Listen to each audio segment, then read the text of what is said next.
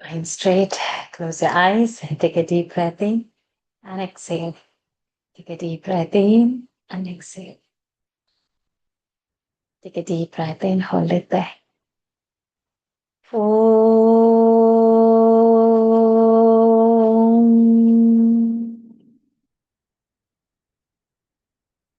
Om.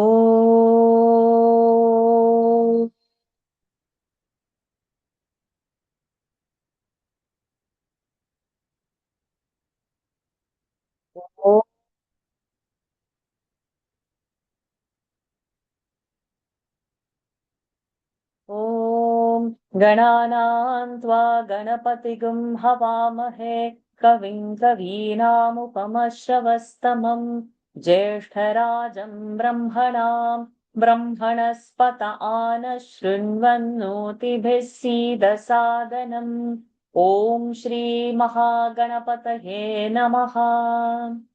वर्णानामर्थसङ्घानां रसानां छन्दसामपि मङ्गलानां च कर्तारौ वन्दे वाणि विनायकौ भवानी शङ्करौ वन्दे श्रद्धा विश्वासरूपिणौ याभ्यां विना न पश्यन्ति सिद्धा स्वान्तस्थमीश्वरम् वन्दे बोधमयं नित्यं गुरुं शङ्कररूपिणम् यमाश्रितो हि वक्रोऽपि चन्द्रः सर्वत्र वन्द्यते नीलाम्बुजश्यामलकोमलाङ्गम् सीता समारोपितवामभागम् पाणौ महासायकचारुचापम् नमामि रामं रघुवंशनाथम्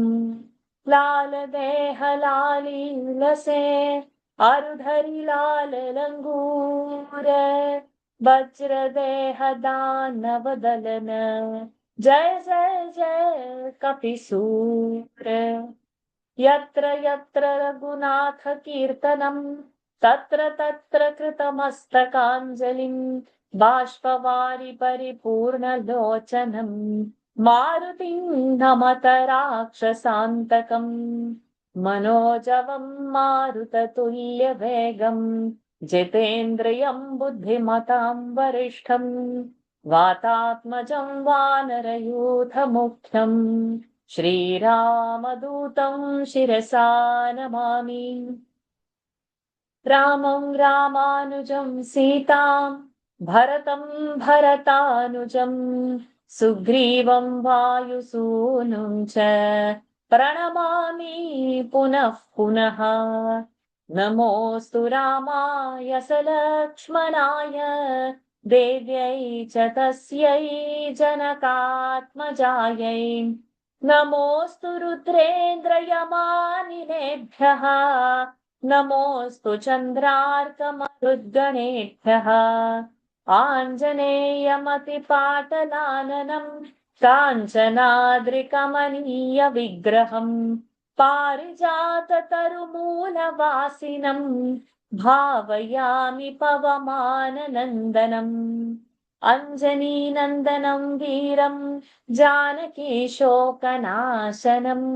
कपीशमक्षहन्तारं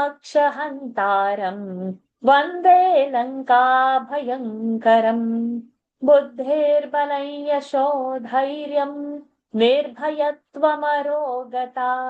अजाड्यं वाक्पटुत्वं च हनुमत्स्मरणात् भवेत् ॐ आञ्जनेयाय विद्महे वायुपुत्राय धीमहि तन्नो हनुमत् प्रचोदयात् गोष्पदीकृतवाराशीन् मशकीकृतराक्षसम् रामायण महामाला रत्नं वन्दे नीलात्मजम् शान्तं शाश्वतमप्रमेयं मनघं निर्वाणशान्तिप्रदम् ब्रह्मा शम्भुफणीन्द्रसेव्यमनिशं वेदान्तवेद्यं विभुम् रामाख्यं जगदीश्वरं सुरगुरुं मायामनुष्यं हरिम् वन्देऽहं करुणाकरं रघुवरं भूपालचूडामणिम् नान्या स्पृहा रघुपते हृदये स्मदीये सत्यं वदामि च भवानखिलान्तरात्मा भक्तिं प्रयच्छ रघुपुङ्गवनिर्भराम्ने कामादिदोषरहितं कुरु मानसं च अतुलितबलधामं हेमशैलाभदेहं धनुजवनकृशानं ज्ञानिनामग्रगण्यं सकलगुणनिधानं वानराणामधीशं रघुपतिप्रियभक्तं वातजातं Namami वातजातं Namami. Pranams to the Lord. Pranams to all the Mahatmas in tonight's Sundarkan session. Last week we had begun Vidya Sarga by His grace and we have completed first 15 mantras. So today we'll dive into from the 16th mantra. Those who want to volunteer, please raise your hands.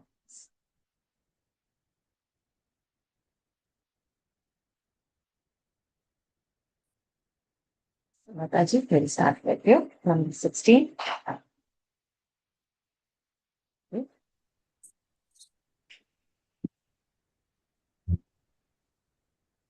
काञ्चनेनावृतां रम्यां प्राकारेण महापुरीम् काञ्चनेनावृतां रम्यां प्राकारेण महापुरीम् गृहैश्च गिरिसङ्काशैः शारदाम्बुदसन्निभैः गृहैश्च गिरिसङ्काशैः शारदाम्बुदसन्निभैः काञ्चनेनावृतां रम्यां प्राकारेण महापुरीम् गृहैश्च गिरिसङ्काशैः शारदाम्बुदसन्निभैः काञ्चनेनावृतां रम्यां प्राकारेण महापुरीम् गृहैश्च गिरिसङ्काशैः शारदाम्बुदसन्निभैः गिरिसङ्काशैः शारदाम्बुदसन्निभैः विसर्गाशकार should happen. Give me a minute, some pop-up has come. Yeah, okay. So Visarga Shakara out over there. Rest everything is as usual. Brutau, that is Anuswara, will be Makara. Ramyam Prakarena, Anuswara is Makara. 17. Pandurabhis Pratolibhiruccabhirabhisamvritam. पाण्डुराभिः प्रतोलीभिरुच्चाभिरभिसंवृताम्. Irabhi, if you do, then that will become Dirgha. Pandurabhih pratoli, only that li will go along. Pratoli bhirucha bhirabhi samvritam bhirabhi, it will go fast. पाण्डुराभिः प्रतोलीभिरुच्चाभिरभिसंवृताम्. तालकशताकीर्णां पताकाध्वजशोभिताम्. अट्टालकशताकीर्णां पताकाध्वजशोभिताम्. पाण्डुराभिः प्रतोलीभिरुच्चाभिरभिसंवृताम्. उच्चाभिरभिसंवृताम् अट्टालकशताकीर्णां पताकाध्वजशोभिताम्. So in this Pandurabhi, that pa and ra is dirgha. In Pratolibhi, that to and li is dirgha. And in Samvrutam, that ta and ucha, in cha is dirgha, and Samvrita ta is dirgha. So first, if we spot what is dirgha, then those are the places we can come and pause to adjust the two. But if we have no chance to come and pause when a swara is a hasva. Because if we pause any hasva swara, it will become dirgha automatically because you hold the bhira, bhi, happened, then bhi has gone dirgha. But we had a chance to stop on ucha, so cha is a dirgha. So first when we identify where is a dirgha swara, So those would be the spots where we have to catch a breath or adjust the tune. All things will happen on a dirgha swara. On a rasva swara, we cannot do that. Okay. So these are just some of the techniques, but sometimes like when you are chanting, it will go fast. So it's good. Our book has a marking. Like when we started the Sanskrit in Gita and Sense here, we had those markings, right? Red means Mahaprana, blue means this, and that means Dvitva. So something like that, you hold some markers that all your dirghas will look in what color, like that you should. All your Dvitvas will look in what color. So those places only you will pause. Rest everything is Rasva. So Rasva you don't mark. Mahaprana, Dvitva or Dirgha, like that you hold some 3 colors to mark. Then the chanting will be back. Pandura. So do is short and Ra is long. So Pandura, I can come and pause on Ra. But do Ra, I have to say fast because do is short. And Bhif, definitely it's going to be a Mahaprana short with Pakara for the Pra. Pandura Bhipratoli. पाण्डुराभिप्रतोलीभिरुच्चाभिरभिसंवृताम् अट्टालकशताकीर्णाम् पताकाध्वजशोभिताम् तोरणः काञ्चनैर्दिव्यैर्लतापङ्क्तिविराजितैः तोरणैः काञ्चनैर्दिव्यैर्लता पङ्क्तिविराजितैः ददर्श हनुमालङ्कान् देवो देवपुरीमिव ददर्श हनुमान् लङ्कान् देवो देवपुरीमिव तोरणैः काञ्चनैर्दिव्यैर्लता पङ्क्तिविराजितैः ददर्श हनुमान् लङ्कान् देवो देवपुरीमिव तोरणः काञ्चनैर्दिव्यैर्लतापङ्क्तिविराजितैः ददर्श हनुमालङ्कान् देवो देवपुरीमिव Hanumalanka, then Huma sound and nasal sound, everything will happen and L sound will also come over there. Okay. Toraneh Kanchane. We have to lift the visarga and drop because the next word is ka. Okay. गिरिमूर्ध्नि स्थितां लङ्कां पाण्डुरैर्भवनैः शुभैः गिरिमूर्ध्नि स्थितां लङ्कां पाण्डुरैर्भवनैः शुभैः ददर्श स कपिः श्रीमान् पुरीमाकाशगामिव ददर्श स कपिः श्रीमान् पुरीमाकाशगामिव गिरिमूर्ध्नि स्थितां लङ्कां पाण्डुरैर्भवनैः शुभैः ददर्श स कपिः श्रीमान् पुरीमाकाशगामिव So Giri, that is short, and Mu is long, and that Ni is short. So Giri Mu. So we have a time to pause on Mu, and then again quickly go Nisthita. Moor Nisthita. That Sa half will come in the Dha. Mu is a Dirgha sound, so there is no Dvitva over there. But Ni is a Hasva sound, and Sthita Sthi is a conjunct.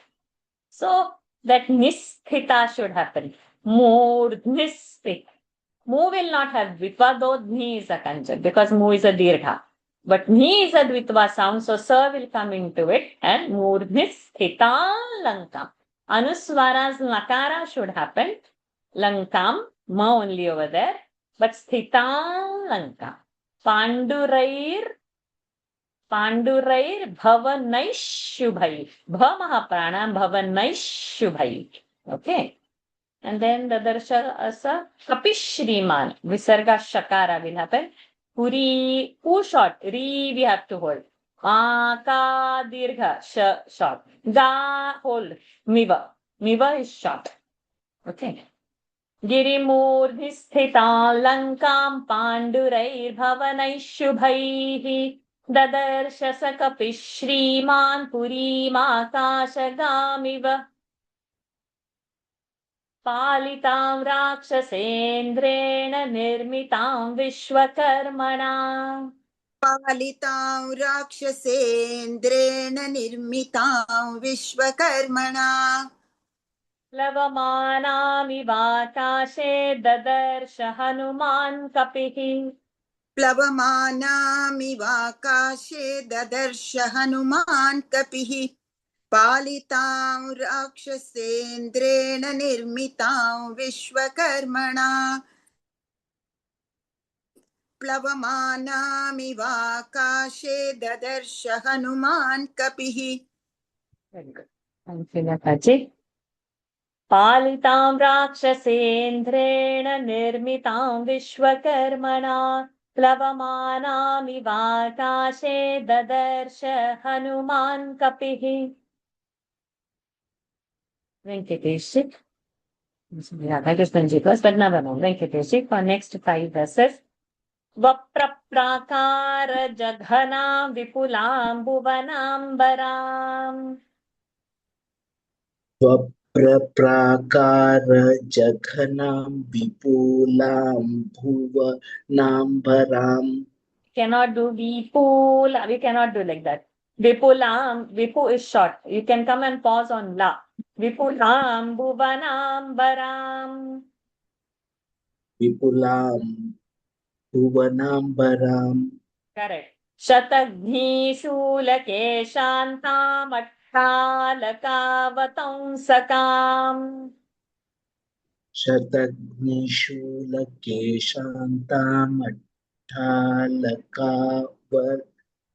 शतघ्निशूलकेशान्तामट्टालकावतंसकां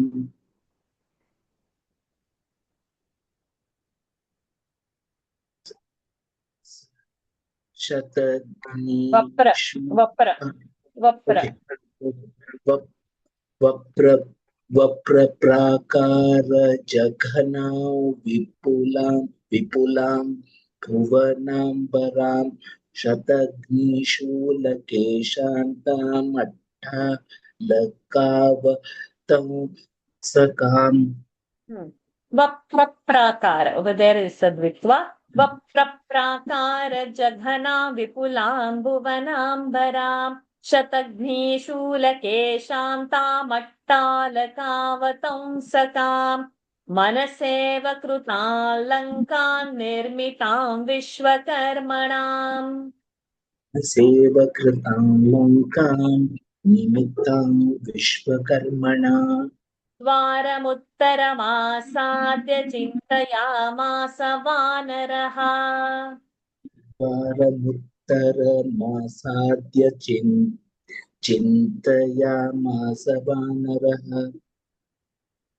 मनसेव कृतां लङ्कां निर्मितां विश्वकर्मणा द्वारमुत्तरमासाद्य चिन्तयामास वानरः मनसेव कृतां लङ्कां निर्मितां विश्वकर्मणा. So all three anuswaras are different. Krutan lankan nirmitam. First anuswara la, second anuswara na, third anuswara va.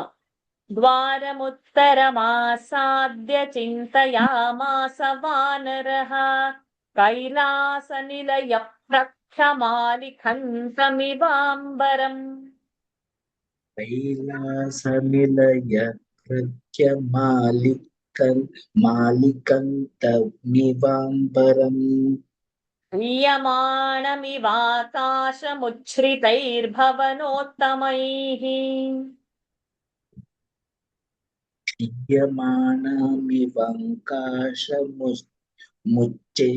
मुच्छ्रितैर्भवनोत्तमैः कैलासनिलयप्रख्यमालिकन्तमिवाम्बरम्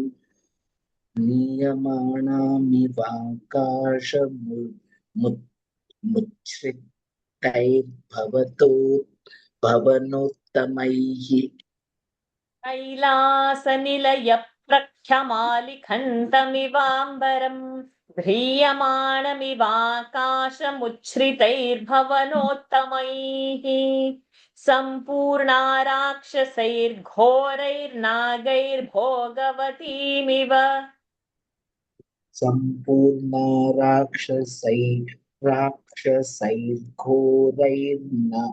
नागैर्भोगवतीमिव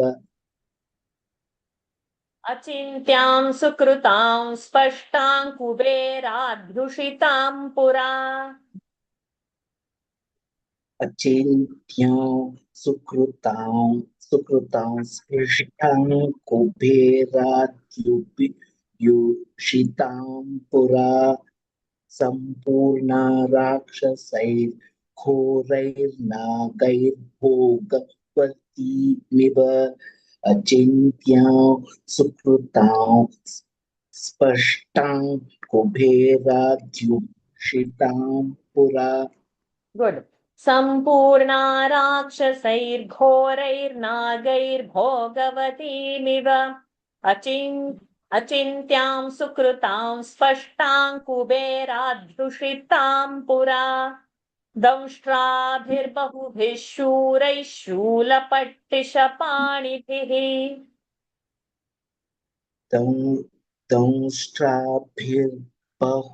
दंष्ट्राभिर्बहुभिः शूलपट्टिशपाणिभिः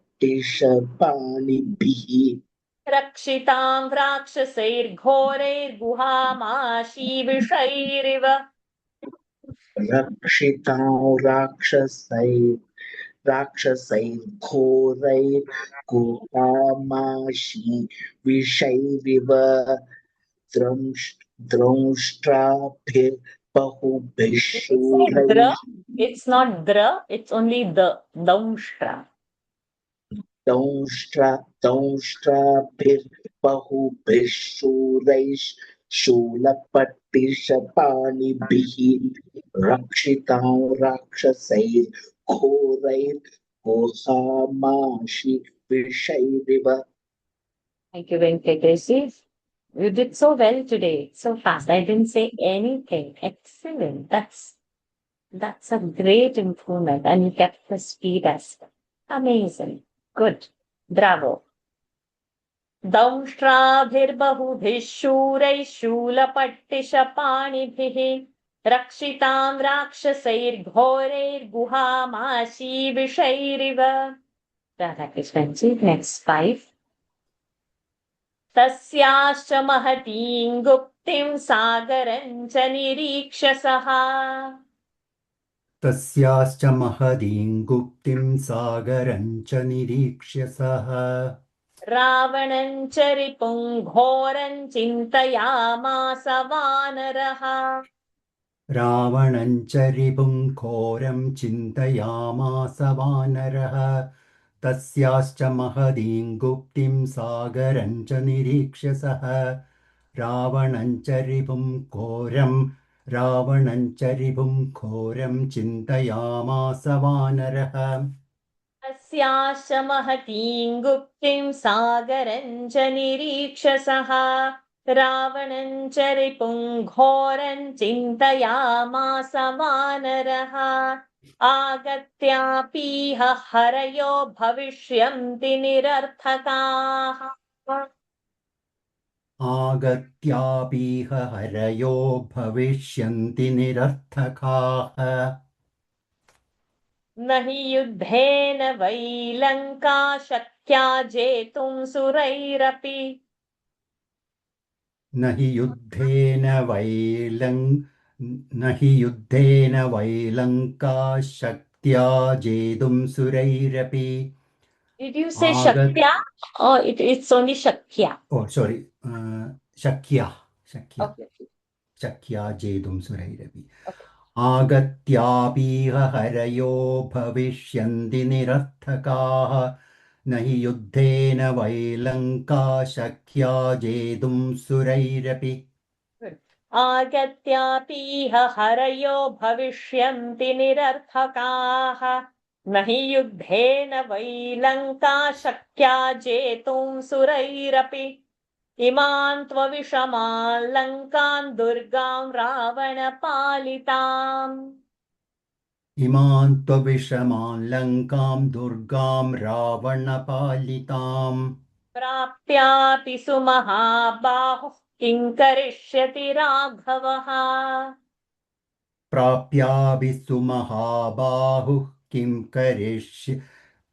प्राप्याभिः सुमहाबाहुः किं करिष्यति राघवः इमां त्वविषमां लङ्कां दुर्गां रावणपालिताम् प्राप्याभिः सुमहाबाहुः किं करिष्यति राघवः आहुः किं करिष्यति इमां त्वविषमां लङ्कां दुर्गां रावणपालितां प्राप्यापि सुमहाबाहुः किं करिष्यति राघवः बाहुः किं, so you have to expel out the air and lift it. बाहुः किं करिष्यति, you have to go. Okay. Next.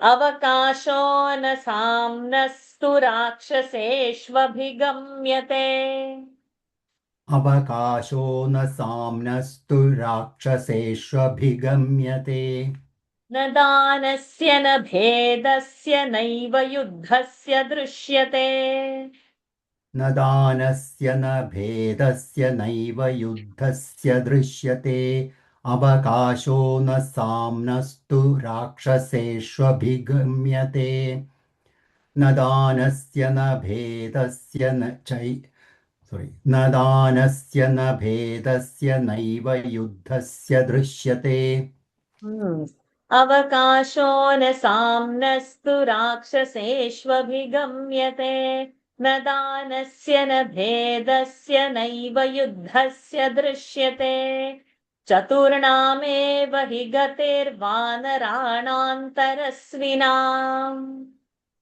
चतुर्णामेव हि गतिर्वानराणान्तरस्विनाम् वालिपुत्रस्य नीलस्य मम राज्ञश्च धीमतः वालिपुत्रस्य नीलस्य मम राज्ञश्च धीमतः चतुर्णामेव हि गतिर्वानराणान्तरस्विनाम् वालिपुत्रस्य नीलस्य मम राज्ञश्च धीमतः चतुर्णामेव हि गतिर्वानराणान्तरस्विनाम् वालिपुत्रस्य नीलस्य मम राज्ञश्च धीमतः. गायत्री वा यावज्जा. Oh, Hari Om Sharanya, good to see you. Do you have any class to attend or you're free? Now I'm free only, auntie. Okay, so I'm going to take you in the end. So normally we have kids coming in first, but whatever remaining verses, it could be more than 5, I'd like you to share. I'm so delighted to see you, darling. Thank you, auntie. So big, from 5th standard, what we are seeing, and now you're in 10th standard. I can still remember your two little curly hair twins. But I'm going to take you in the end if you have time. So if you're not waiting for any classes, then we'll Auntie, do I will whatever. meet in the end, auntie. Awesome. Thank you. Gayatri va, let's continue. यावज्जानामि Vaidehi यदि जीवति वा न वा यावज्जानामि वैदेहीं यादि जीवाति वा न वा वैदेही यदि, not yadi.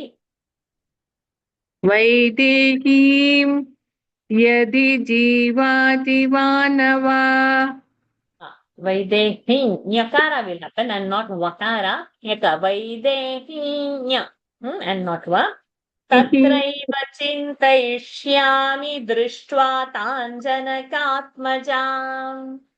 तत्रैव चिन्तयिष्यामि दृष्ट्वा तां जनकात्मजां यावज्जानामि वैदेहीं यादि जीवति Yadi, not yadi, yadi. sorry यदि जीवति वा न वा तत्रैव चिन्तयिष्यामि दृष्ट्वा तां जनकात्मजाम् यावज्जानामि वैदेही यदि जीवति वा न वा तत्रैव चिन्तयिष्यामि दृष्ट्वा तान् जनकात्मजाम् ततः स चिन्तयामास मुहूर्तं कपिकुञ्जरः ततः स चिन्तयामास मुहूर्तं कपिकुञ्जरः शृङ्गे स्थितस्तस्मिन् रामस्याभ्युदयं ततः गिरिशृङ्गे स्थितस्तस्मिन् रामस्याम्युदये रतः रामस्याभ्युदयम् रामस्य अभ्युदयम् it's not myo over there, it's bha over there. रामस्याभ्युदयं ततः रामस्याभ्युदयन्त रतः ततः स चिन्तयामास मुहूर्तं कपिकुञ्जरः गिरिशृङ्गे स्थितस्तस्मिन् रामस्याम्युदये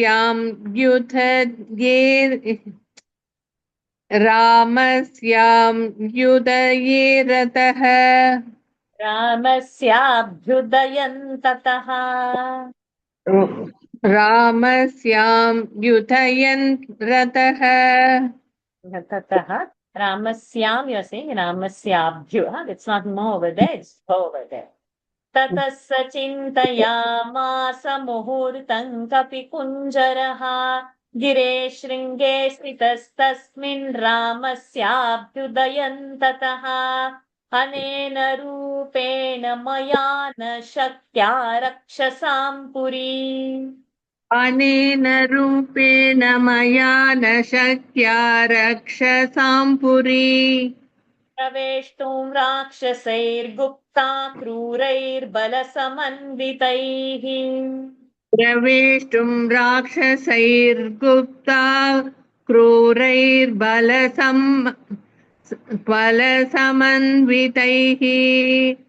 अनेन रूपेण मया न शक्या रक्षसां पुरी प्रवेष्टुं राक्षसैर्गुप्ता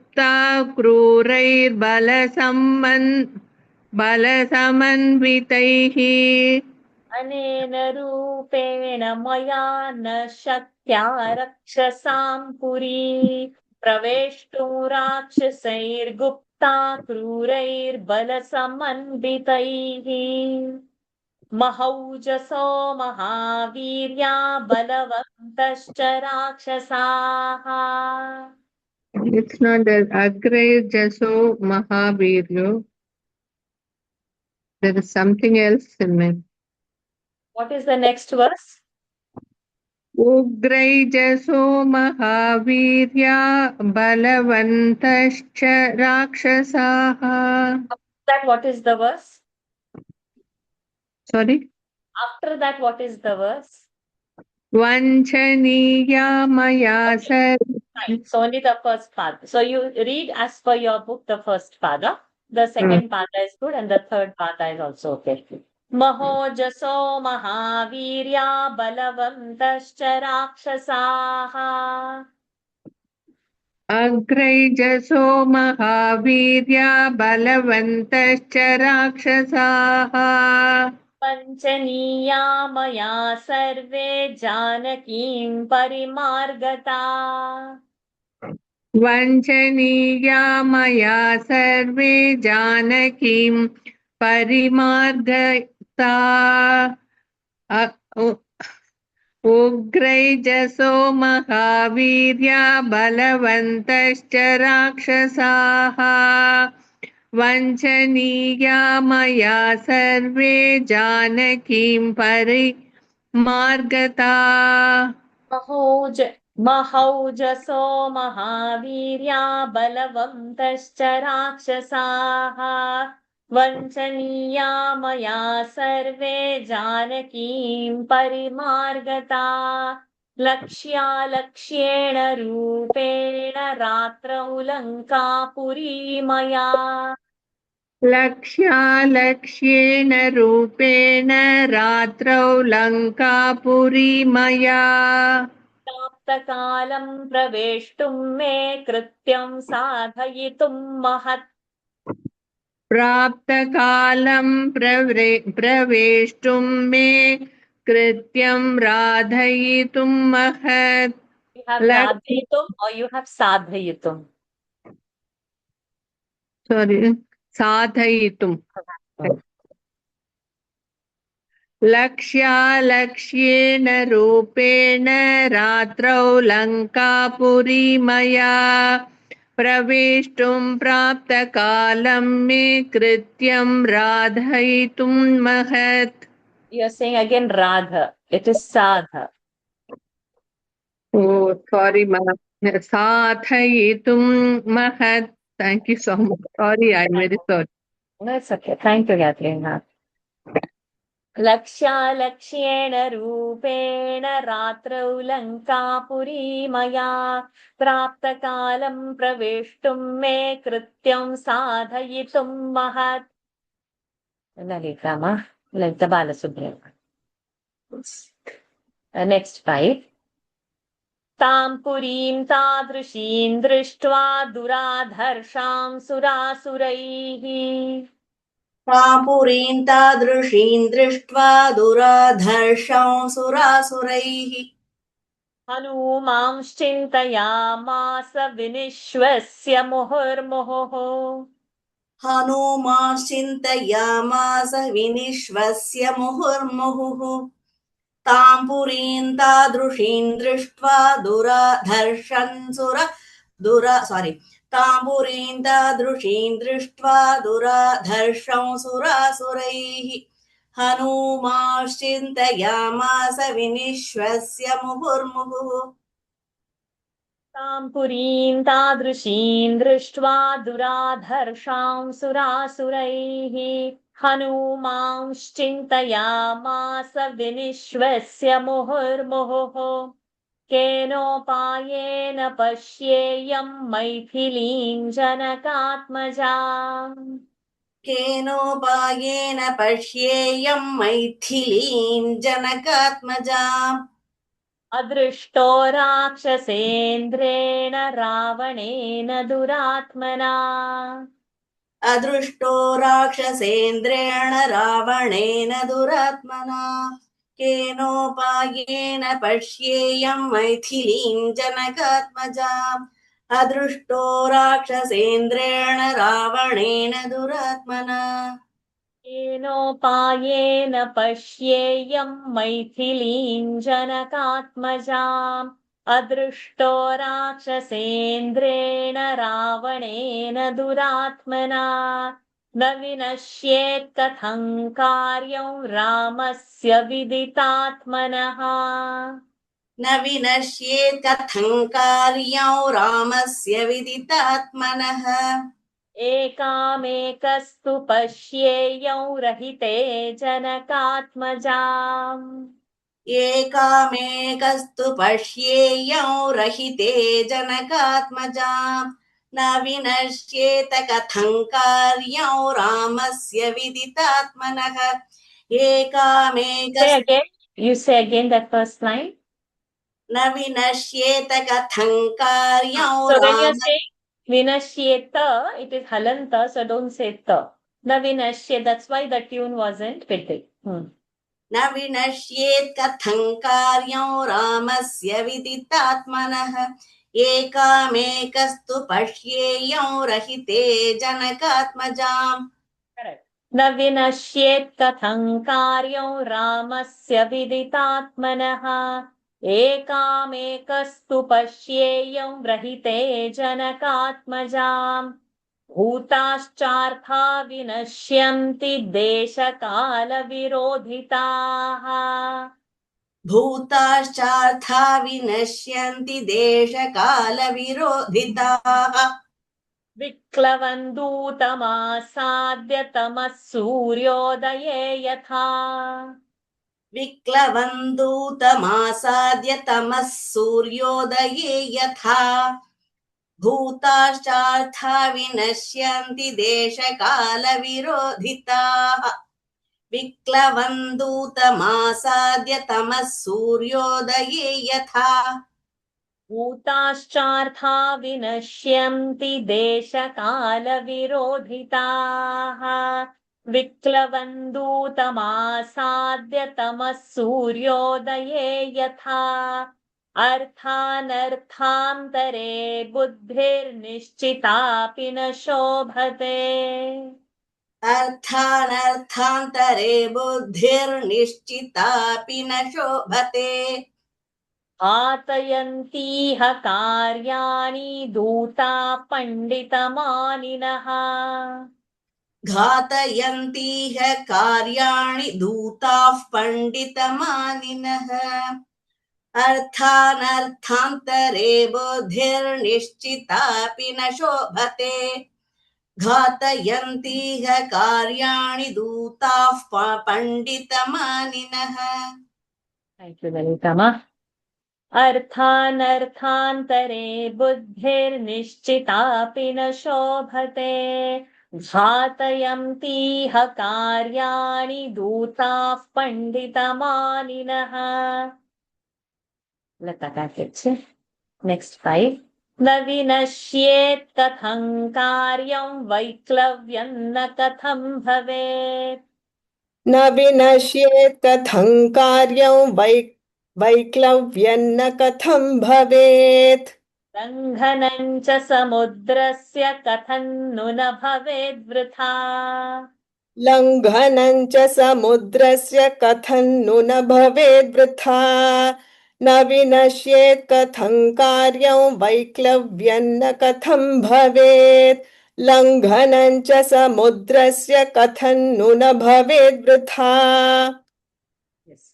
Somebody put in daily Gita that it can start 15 minutes late. We'll complete the chapter. Anyway, it's only chapter 2 over there, so it won't delay in Singapore much. But 15 minutes. So 9:30 probably in Singapore time. न विनश्येत् कथं कार्यं वैक्लव्यं न कथं भवेत् लङ्घनं च समुद्रस्य कथं नु न भवेद् वृथा मयि दृष्टे तु रक्षोभिरामस्य विदितात्मनः मयि दृष्टे तु रक्षोभिरामस्य विदितात्मनः भवेद्व्यर्थमिदं कार्यं रावणानर्थमिच्छतः भवेद्व्यर्थमिदं कार्यं रावणानर्थमिच्छतः मयि दृष्टे तु रक्षोभिरामस्य विदितात्मनः भवेद्व्यर्थमिदं कार्यं रावणानर्थमिच्छतः So we'll have to practice this Ravananarthamichhatah. So when like this a cha Mahaprana and then a Alpa Prana comes, we extend the Mahaprana into the Alpa Prana. Ichhatah might happen over there. So there are possibilities. Many make the tha over there. So just mark over there and practice that alphabet separately.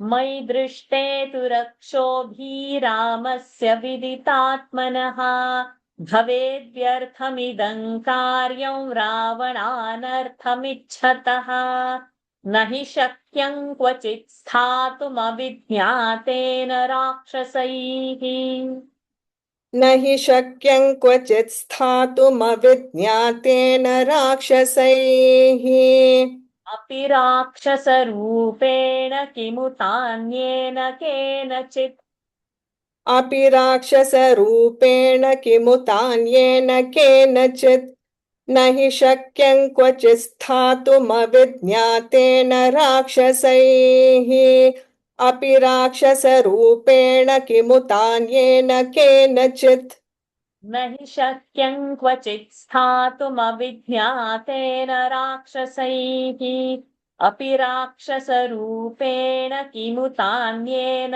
केनचित् वायुरप्यत्र नाज्ञातश्चरेदिति मतिर्मम वायुरप्यत्र नाज्ञातश्चरेदिति मतिर्मम न ह्यत्राविदितं किञ्चिद् रक्षसां भीमकर्मणाम् न ह्यत्राविदितं किञ्चित् रक्षसां भीमकर्मणां वायुरप्यत्र नाज्ञातश्चरेदिति मतिर्मम न ह्यत्राविदितं किञ्चित् रक्षसां भीमकर्मणाम् वायुरप्यत्र नाज्ञातश्चरेदिति मतिर्मम नैहत्राविदितं किञ्चिद् रक्षसां भीमकर्मणाम्. So this is a very nice example over here for keeping long and short. Nadnyataschare. So that nadnya we held and then chare we hold. So we can say diti fast and mati fast. Kinchit. So nadnyataschare matirmama chare. So the diyanti is automatically kept short because we are held for chare long. That's the best example of it. वायुरप्यत्र नाज्ञातश्चरेदिति मतिर्मम नह्यत्रा. So nah is a dvitva, here is also dvitva. नह्यत्राविदितं किञ्चिद् रक्षसां भीमकर्मणाम् इहाहं यदि तिष्ठामि स्वेन रूपेण संवृतः. इहाहं यदि तिष्ठामि स्वेन रूपेण संवृतः. Here can go still nasal. Ihayai, because it's anuswara, it has to go nasal. इहाहं यदि तिष्ठामि स्वेन रूपेण संवृतः. विनाशमुपयास्यामि भर्तुरर्थश्च हास्यति. विनाशमुपयास्यामि भर्तुरर्थश्च हास्यति. इहाहं यदि तिष्ठामि स्वेन रूपेण संवृतः. विनाशमुपयास्यामि भर्तुरर्थश्च हास्यति. इहायं यदि तिष्ठामि स्वेन रूपेण संवृतः विनाशमुपयास्यामि भर्तुरर्थश्च हास्यति. Next 5 Lalita ji. तदहं स्वेन रूपेण रजन्यां ह्रस्वताङ्गतः. तदहं स्वेन रूपेण रजन्यां ह्रस्वतां गतः.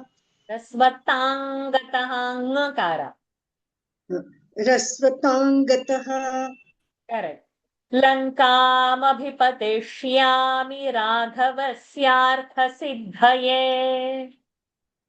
लङ्कामभिपतिष्यामि राघवस्यार्थसिद्धये. तदहं स्वेन रूपेण रजन्यां ह्रस्वतां गतः. लङ्कामभिपतिष्यामि राघवस्यार्थसिद्धये. तदहं स्वेन रूपेण रजन्यां ह्रस्वताङ्गतः लङ्कामभिपतिष्यामि राघवस्यार्थसिद्धये. रावणस्य पुरीं रात्रौ प्रविश्य सुदुरासदाम्. रावणस्य पुरीं रात्रौ प्रविश्य सुदुरासदाम्. प्रविश्य भवनौ सर्वं द्रक्ष्यामि जनकात्मजाम्. प्रविश्य भवनौ सर्वं द्रक्ष्यामि जनकात्मजाम्. रावणस्य पुरीं रात्रौ प्रविश्य सुदुरासदाम्. प्रविश्य भवनौ सर्वं द्रक्ष्यामि जनकात्मजाम्. रावणस्य पुरीं रात्रौ प्रविश्य सुदुरासदाम्. प्रविश्य भवनं सर्वं द्रक्ष्यामि जनकात्मजाम्. It's not द्रक्ष्यामि, it's द्रक्ष्यामि. Ksha and a ya. So your sound has to be heard. Mark that word. Not द्रक्ष्यामि, द्रक्ष्यामि. इति निश्चित्य हनुमान् सूर्यस्यास्तमयं कपिः. इति निश्चित्य हनुमान् सूर्यस्यास्तमयं कपिः आचकाङ्क्षे तदा वीरो वैदेह्यादर्शनोत्सुकः आचकाङ्क्षे तदा वीरो वैदेह्यादर्शनोत्सुकः इति निश्चित्य हनुमान् सूर्यस्यास्तमयं कपिः आचकाङ्क्षे तदा वीरो वैदेह्यादर्शनोत्सुकः इति निश्चित्य हनुमान् सूर्यस्यास्तमयं कपिः आचकाङ्क्षे तदा वीरो वैदेह्यादर्शनोत्सुकः सूर्ये चास्तङ्गते रात्रौ देहं संक्षिप्य मारुतिः सूर्ये चास्तङ्गते रात्रौ देहं संक्षिप्य मारुतिः वृषदंशकमात्रोऽथ बभूवाद्भुतदर्शनः वृषदंशकमात्रोऽथ बभूवाद्भुतदर्शनः सूर्ये चास्तङ्गते रात्रौ देहं संक्षिप्य मारुतिः वृषदंशकमात्रोऽथ बभूवाद्भुतदर्शनः सूर्ये चास्तङ्गते रात्रौ देहं संक्षिप्य मारुतिः वृषदंशकमात्रोऽथ बभूवाद्भुतदर्शनः प्रदोषकाले हनुमांस्तूर्णमुत्पत्य वीर्यवान् प्रदोषकाले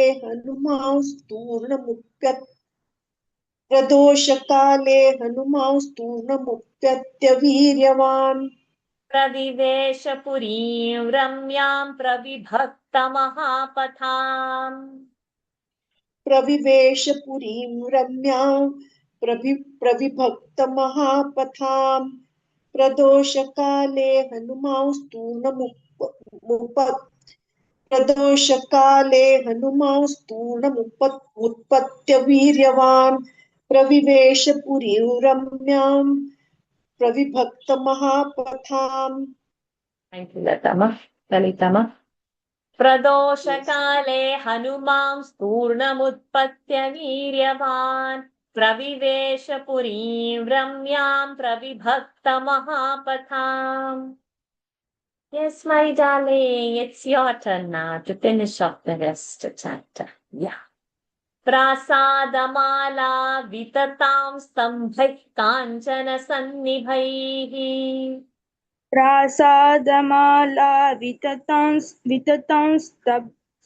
स्तम्भैः काञ्चन सन्निभैः शातकुम्भनिभैर्जालैर्गन्धर्वनगरोपमाम्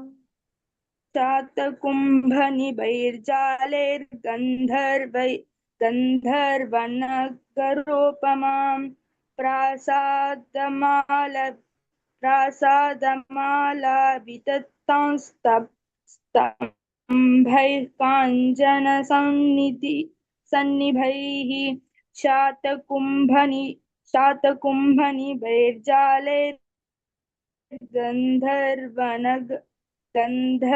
गन्धर्वनगरोपमाम्.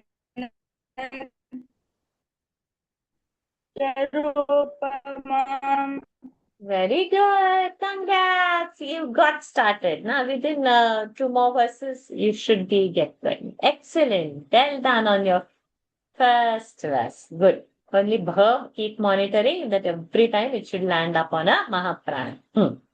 प्रासादमाला विततां स्तम्भैः काञ्चन सन्निभैः शातकुम्भनिभैर्जालैर्गन्धर्वनगरोपमाम् सप्तभौमाष्टभौमैश्च सददर्श महापुरीम् सददर्श महापुरीम् तलैः स्फटिकसङ्कीर्णैः कार्तस्वरविभूषितैः तलैस्फटिकसङ्कीर्णैः कार्तस्वरविभूषितैः सप्तभौमाष्टभौमैश्च सददर्श महापुरीं तैलस्फटिक तलै स्फटिक तलैस्फटिक संकीर्णैः कार्तस्वरविभूषितैः संकीर्णः कार्तनः कार्त संकीर्णः कार्तस्वरविभूषितैः वेरी गुड सप्तभौमाष्टभौमैश्च सददर्श महापुरीं तलैस्फटिक संकीर्णः कार्तस्वरविभूषितैः वैदूर्यमणिचित्रैश्च मुक्ताजालविभूषितैः वैदूर्यमणिचित्रैश्च मुक्ताजालविभूषितैः तैस्तैः शुशुभिरेतानि भवनान्यत्र रक्षसाम् तैस्तैः शुशुभिरेतानि भवनान्यत्र रक्षसां वैदूर्यमणिचित्रश्च मुक्ताजालविभूषितैः तैस्तैः शुशुभिरेतानि भवनान्यत्र रक्षसाम् वेरी गुड वैदूर्यमणिचित्रैश्च मुक्ताजालविभूषितैः तैस्तैः शुशुभिरेतानि भवनान्यत्र रक्षसाम् काञ्चनानि विचित्राणि तोरणानि च रक्षसाम् काञ्चनानि विचित्राणि तोरणानि च रक्षसाम् लङ्कामुद्योतयामासु सर्वतः समलङ्कृताम् लङ्कामुद्योतयामासु सर्वतः समलङ्कृताम् काञ्चनानि विचित्राणि तोरणानि च रक्षसाम् लङ्कामुद्योतयामासु सर्वतः समलङ्कृताम् वेरी गुड काञ्चनानि विचित्राणि तोरणानि च रक्षसाम् लङ्कामुद्योतयामासु सर्वतः समलङ्कृताम् अचिन्त्यामद्भुताकारान् दृष्ट्वा लङ्का महाकपिः अचिन्त्यामुद्भुताकारान् दृष्ट्वा अचिन्त्याम् अद्भुता मुद्भुता नो नाट् मु मद्भुता अचिन्त्यामद्भुताकारान् दृष्ट्वा लङ्कां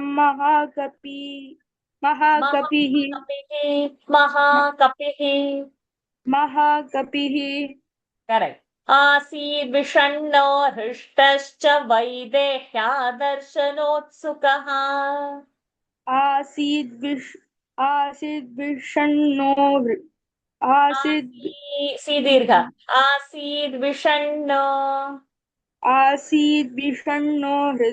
हृष्टश्च वैदेह्यादर्शनोत्सुकः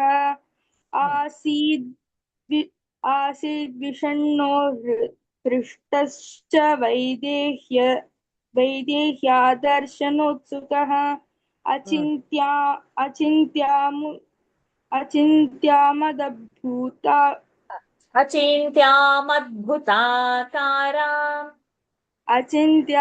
अचिन्त्यामद्भुताकारान् दृष्ट्वा लङ्कां महाकपिः आसीद् विषण्णो हृष्टश्च वैदेह्यादर्शनोत्सुकः वेरी गुड अचिन्त्यामद्भुताकारान् दृष्ट्वा लङ्का महाकपिः आसीद् विषण्णो हृष्टश्च वैदेह्यादर्शनोत्सुकः स पाण्डुराविद्ध विमानमालिनीम्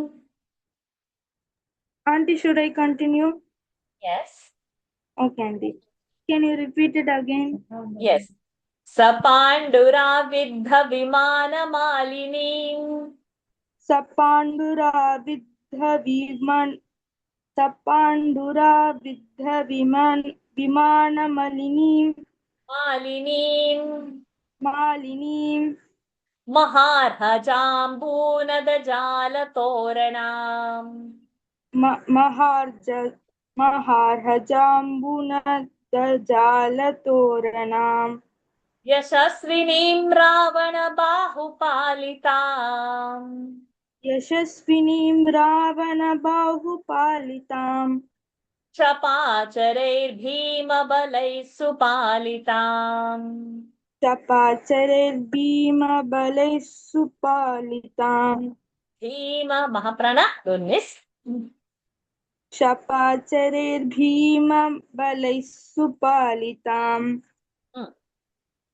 सपाण्डुराविद्धविमानमालिनीं महार्हजाम्बुनजालतोरणाम् यशस्विनीं रावणबाहुपालिताम्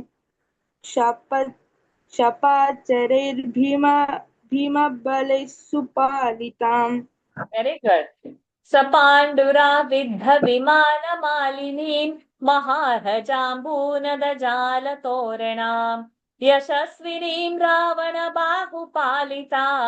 क्षपाचरैर्भीमबलैः सुपालिताम् चन्द्रोऽपि साचिव्यमिवास्य कुर्वः इवास्य कुर्वन् चन्द्रोऽपि साचिव्यमिवास्य कुर्वन् तारागणैर्मध्यगतो विराजन् तारागणैर्मध्यगतो विराजन् ज्योत्स्नावितानेन वितत्य लोकान् न एण्डिङ्ग् ज्योत्स्नावितानेन वितत्य लोकान् उत्तिष्ठतेनेकसहस्ररश्मिः उत्तिष्ठतेनेकसहस्ररश्मिः चन्द्रोऽपि साचिव्यमिवास्य कुर्वन् तारागणैर्मध्यगतो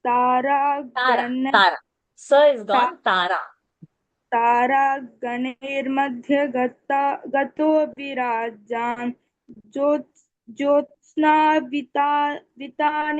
वितत्य लोकान्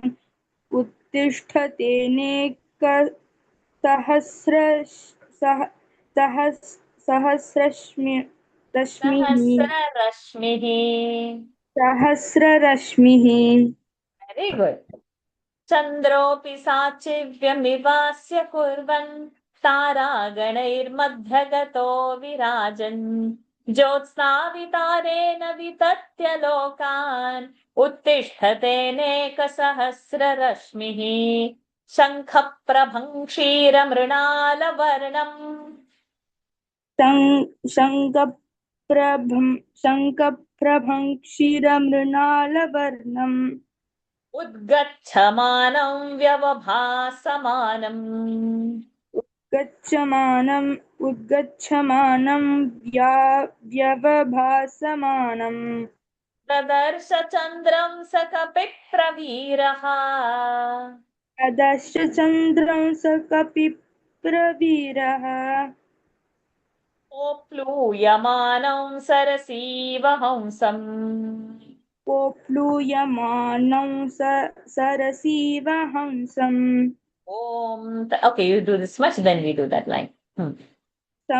शङ्खप्रभं क्षीरमृणालवर्णम् उद्गच्छमानं व्यवभासमानं ददर्श चन्द्रं स कपिप्रवीरः ओप्लूयमानं सरसीवहंसम् शङ्खप्रभं क्षीरमृणालवर्णम् उद्गच्छमानं व्यवभासमानं ददर्श चन्द्रं स कपिप्रवीरः ओप्लूयमानं सरसीवहंसम् ॐ तत्सत् इत्यार्षे श्रीमद् रामायणे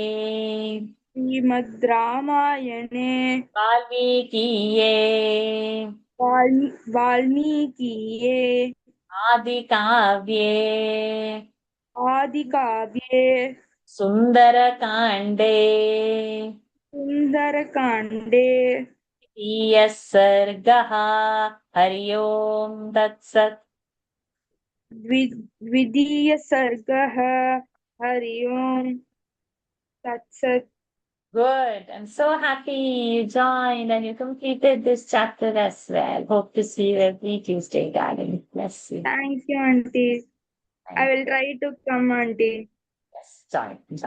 You join early, then I'll just give you the first chance to chant so that Auntie, it I will join around 6:15, auntie. Okay, fine. Then I'll give you the last verses to chant. Okay, auntie. Thank you. Thank you, auntie. Thank you, my dear child. All the best for your head. May Hanuman ji give you all the power to crack the 10 and shine in your board exams. Thank you, auntie. Thank you so much. This grace, though we started late, we have completed an hour's time and completed the chapter. Next week we'll start with previous Sunday. Let's end quickly so that the daily Gita can start, which is already 15 minutes later. Om Purnamadah Purnamidam Purnat Purnamudachyate Purnasya Purnamadaya Purnamevavashishyate Om Shanti Shanti Shanti Harihi Om Shri Gurubhyo Namaha Harihi Om Shri Sita Ramachandrarpanamastu. Hariom everyone. Thank you for joining. See you next Tuesday. Hariom. Hari Om Varsha ji. Hari Om. Thank you. Hari Om Varsha ji. Hariom ji. Hari Om ji. Hari Om, auntie. Hariom sweetie. Thank you for joining.